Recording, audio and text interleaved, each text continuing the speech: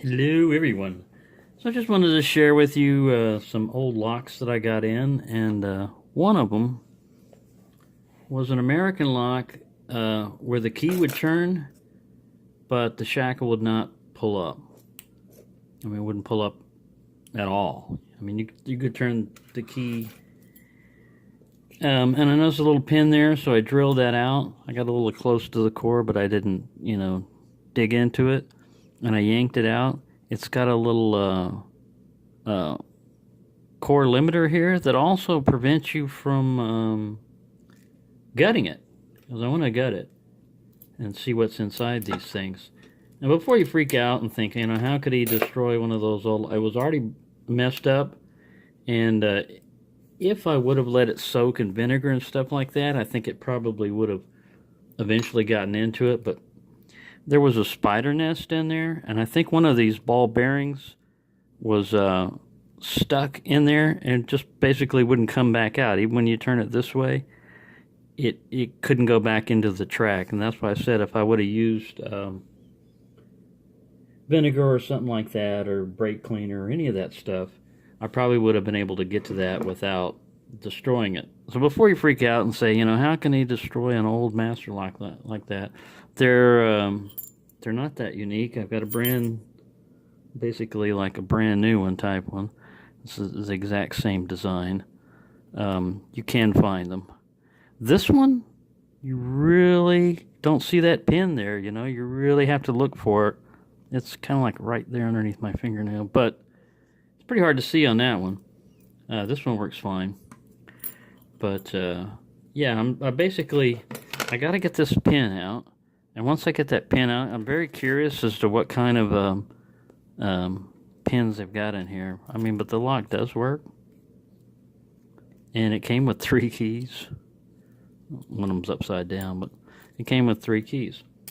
At the same time I got this, I got a bunch of U.S. Navy marked locks. This one's a Corbin. And I picked him open. He was originally locked. That kind of like red rust is predominant around here on a lot of this stuff. I got a Wilson Bohannon. That's a U.S. Navy one. Now, it's pretty small because this is a normal size Wilson Bohannon. So that's kind of cool. This one came opened. I'm just going to spray some lube in there. So there's some more of that red, kind of like rust. I'm going to spray some more lube in there and get to that one. And a herd. Now these, I watched Budge and Billy had a hard time with one of these, and he couldn't pick it open, and he basically destroyed it. And I watched other people, and they say you've got to use heavy tension, which is good. That's what I usually use anyway, is too heavy of a tension. But I tried picking on this thing for about 5 minutes the other day, and I could get clicks and stuff, but I couldn't get it open. So that's on my mission list, is to get that done. But the next thing I want to do is remove this little pin. It looks like it would be a removable pin, that you could pull out and gut the core and then put it back in when you want a limiter, but it's not coming out. And I've grabbed on it with pliers and everything else. My only other option is basically to file it down or drill it down. But I get on there with a pair of pliers, and I've been twisting and prying on it, and pulling on it, and I think I don't want to come out. He's in there for life, which ain't going to be much longer. But I am curious about if they've got any security pins in here, and what kind of pins there are and stuff like that. So I'm probably gonna file this guy down, and then I can gut him. So let me pause this, and we'll get right back to that. All right. So what I did is I took my Dremel, basically the same thing that I did when I drilled this, and I drilled that little pin down. Then I went to push on it, and the thing wouldn't come out, and I basically, because there was so much crap and crud in there, it was just basically that was holding it up. So now we're getting ready for the unveiling of the mystery pins. And I don't know what I did with my American follower. Oh, it's on the floor. There we go.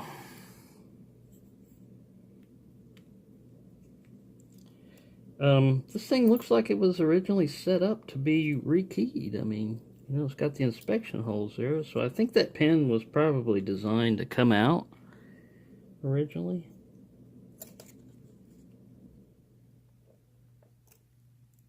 Oh man, look how cruddy that lock is. You can see the tracks where the pins dug around in the grooves, but look at all that crud. I mean, this is what you run into when you get old locks a lot of times. They've been out in the elements, they've been abused, and a lot of times they need a lot of cleaning up. And I should have done that with this one, but like I said, the lock body was in pretty bad shape, and it wasn't anything super special. You know, it didn't have a Navy marking or a military marking or anything like that on it. So 1 and 2 are standard. Well, that was 4 that fell out. It's only a 5-pin core. Man, them pins don't even want to come. I'm gonna have to get a pick in there and help them out. There was literally a spider nest right here. I mean, there wasn't any spiders in it, but it was a web, and it had a bunch of junk in it. None of these guys are serrated. They're standard pins. I'm just curious as to what it's got up top. I mean, this lock is still usable. I could put basically a set screw in there and use it as a training lock, or maybe even a little challenge lock. Who knows? That would be fun, to make this guy into a little challenge lock. He'd need a little more cleaning up. This is definitely dirty. Alright, we got 5 standard pins. Let's see what we got up top. I was hoping for a spool or something like that. Where's my tweezers? And this one came Sarasota Ellis Bank. Ellis Group Banks, looks like at Florida. So that's what this thing came with those little keys there. Nobody cares about that. Get back to the pins. That's what we want to look at. Right. Pin 1, standard.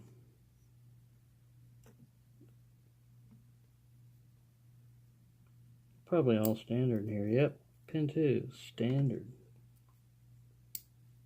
Pin 3, standard. Pin 4, standard. And pin 5, standard. So, and all those springs they still work, but they're really compressed down there in the shear line. Break out my new El Cheapo tweezers from the dollar store. I thought they might come in handy for this, digging out springs.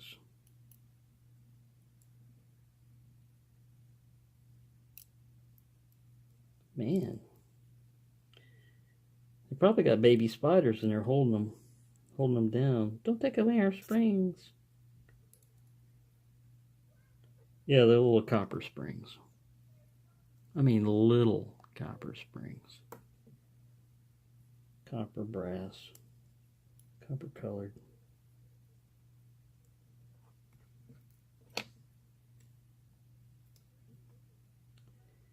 Yeah, so basically they're not, there's no security pins in them. They're all standard.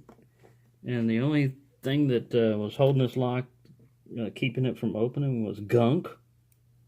But when I saw that pin there, I thought, you know what? I am curious what's inside these.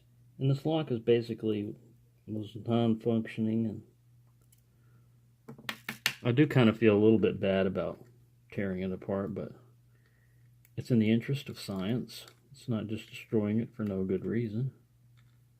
And it's not completely destroyed. I can put it back together and use it.